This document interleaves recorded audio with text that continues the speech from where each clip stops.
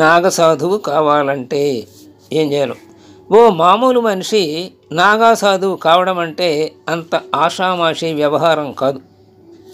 ముఖ్యంగా కుంభమేళా సమయంలో ఆసక్తి కలిగిన వారు నాగసాధువులుగా మారటానికి దీక్ష చేపడుతూ ఉంటారు. ప్రయాగరాజులోని కుంభమేళా వద్ద చాలామంది నాగసాధువులుగా దీక్ష తీసుకొని కనిపించారు. ఇప్పుడు నాగా సాధువులుగా మారడానికి సామాన్యులు చేసుకునే దరఖాస్తులను 3 స్థాయిలలో పరిశీలిస్తారు. ఇదే విషయమై నిరంజన్ అఖాడా మహంతో రవీంద్ర పూరి మాట్లాడుతూ మొత్తం 13 అఖాడాలు అంటే ఆశ్రమాలు అన్నమాట. అక్కడ మనం ఇక్కడ ఆశ్రమాలు అంటాం, అవి అఖాడాలు అంటారు ఉత్తరంలో. ఆ మొత్తం 13 అఖాడాల్లో 7 శైవ అఖాడాలని, వాటిలో 6 అఖాడాలు నాగా సాధువు దీక్షను అందిస్తాయి అని. మొత్తం 13 అఖాడాల్లో 7 శైవ అఖాడాలు అయితే అందులో 6 ఈ దీక్షను అందిస్తాయి అన్నమాట, నాగా సాధువు దీక్షను. దరఖాస్తుల ద్వారా ఎంపికైన వారిని నిరంజని, ఆనంద్, మహానిర్వాణి, అటల్, జునా, అవాహన్ అఖాడాల్లో, ఈ అఖాడాల పేర్లు అన్నమాట. ఎన్ని 6 అఖాడాల్లో శిక్షణ ఇస్తారని చెప్పుకున్నాగా, దీక్ష ఇస్తారని. అవి 1 నిరంజని, 2 ఆనంద్, 3 మహానిర్వాణి, 4 అటల్, 5 జునా, 6 ఆవాహన్. ఇవి ఆ అఖాడాల పేర్లు. వీటిల్లో నాగా సాధువు దీక్షను సమకూరుస్తారు. అగ్ని అఖాడాలో కేవలం బ్రహ్మచారులు మాత్రమే ఉంటారు. అక్కడ నాగా సాధువు దీక్ష వసతి ఉండదు. మొదటి దశలో 300 నుంచి 400 మంది అపేక్షితులకు నిరంజని అఖాడాలో నాగా సన్యాసులుగా దీక్షను వసంగడం జరుగుతుందని మహంత రవీంద్రపురి తెలిపారు. ఆది గురువు శంకరాచార్యుల వారు సన్యాసి అఖాడాల్లో నాగసాధువులను తీర్చిదిద్దే సాంప్రదాయానికి నాంది పలికారని జునా అఖాడాకు చెందిన హరిగిరి మహారాజు చెప్పారు. అంటే వీళ్ళని నాగా సాధువుని తీర్చిదిద్దే పని కూడా శంకరాచార్యులే ప్రారంభించారని ఇప్పుడు అర్థమవుతుంది మనకి. అయితే జునా అఖాడాలో దరఖాస్తుదారులు నాగా సాధువు దీక్షను చేపట్టడానికి కావలసినంత స్థలం లేదని చెప్పారు.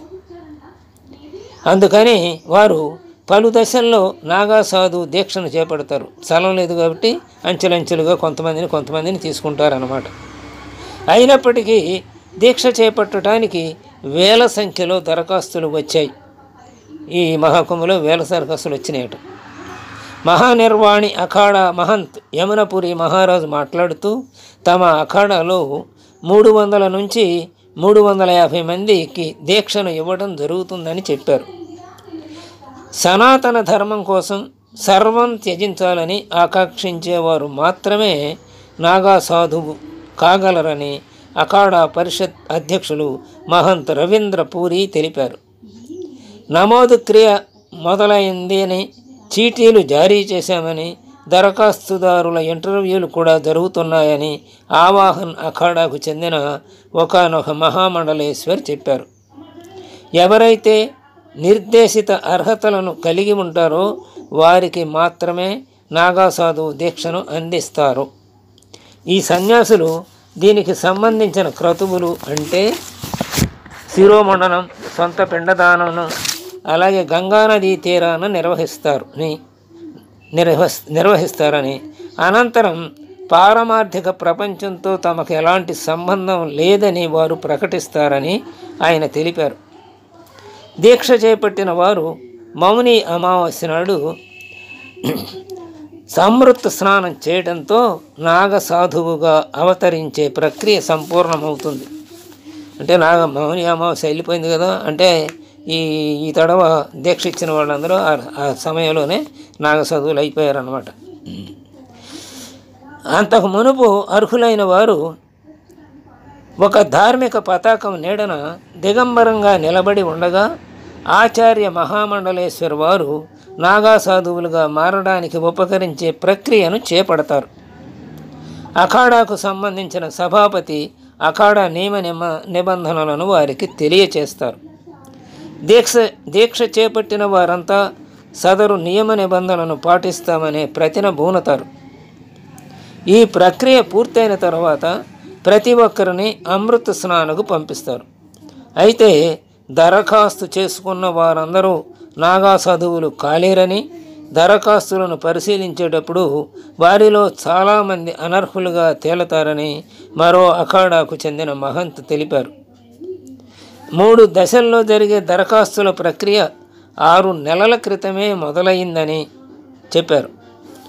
అంటే వీళ్ళని మౌని అమావాస్యకి వీళ్ళని తయారు చేయాలంటే అంతకుముందు 6 నెలల ముందే వీళ్ళు దరఖాస్తులు చేసుకుని ఉన్నారన్నమాట చాలామంది.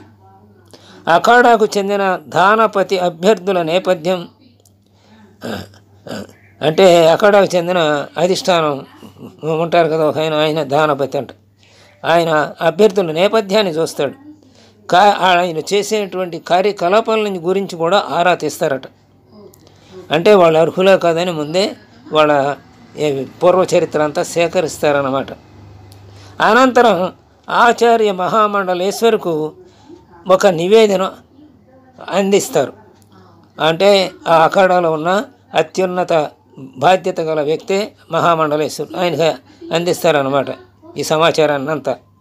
నివేదికను అందుకున్న అనంతరం మరోసారి పరిశీలించాల్సిందిగా అఖాడకు చెందిన పంచాలను ఆచార్య మహామండలేశ్వరు కోరుతారు.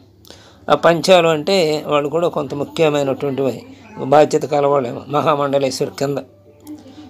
వాళ్ళకి వీళ్ళ బాధ్యత మళ్ళీ ఒకసారి పునః పరిశీలించండి, వాళ్ళు అర్హులా కాదని మళ్ళీ ఒకసారి ఎంక్వైరీ చేయండి అని చెప్తారు. గమనించి అభ్యర్థుల సమగ్ర పరిశీలన తర్వాత మాత్రమే వారిని నాగసాధువులుగా మార్చే ప్రక్రియ మొదలవుతుంది. ప్రస్తుత కుంభమేళాలో 8,000 మంది నాగాసాధు దీక్షను చేపట్టారు. అంటే ఈ సంవత్సరం ఇదివరకు సంఖ్య కంటే నాగాసాధువులు ఒక 8,000 మంది పెరిగారన్నమాట. అంటే ఈ తడవ మళ్ళీ ఎక్కడ కుంభమేళా జరిగినా ఈ 8,000 మంది కూడా అదనంగా వస్తారన్నమాట పాత నాగసాధువులతో పాటుగా. తర్వాత ఈ నాగసాధువులు అవటం అంటే అంత తేలికైందేం కాదు అని అర్థమవుతుంది.